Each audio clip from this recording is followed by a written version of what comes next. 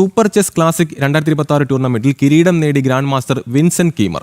ആവേശകരമായ അവസാന റൗണ്ടിൽ നെതർലൻഡ്സിന്റെ ജോർഡൻ വാൻ ഫോറസ്റ്റിനെ പരാജയപ്പെടുത്തിയാണ് താരം കിരീടം ചൂടിയത്. 6 പോയിന്റ് നേടിയാണ് ഒന്നാം സ്ഥാനം സ്വന്തമാക്കിയത്.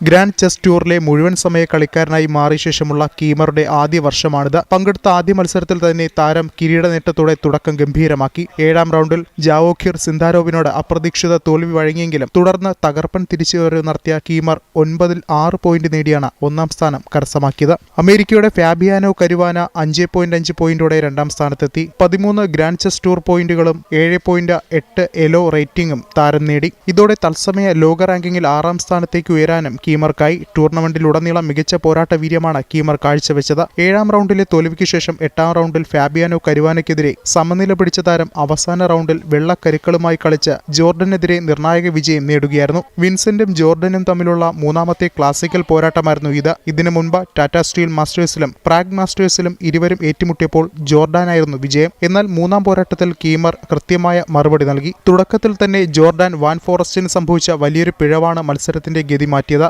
ഓപ്പണിംഗിൽ ജോർഡാൻ കളിച്ച 15 QA5 എന്ന നീക്കം വിൻസെന്റ് കീമറിന് 16 NT5 എന്ന ശക്തമായ നീക്കത്തിലൂടെ എക്സ്ചേഞ്ച് നേടാനും കളിയിൽ വ്യക്തമായ മേധാവിത്വം ഉറപ്പിക്കാനും അവസരമൊരുക്കി. സ്പോർട്സ് ഡെസ്ക് ജനം.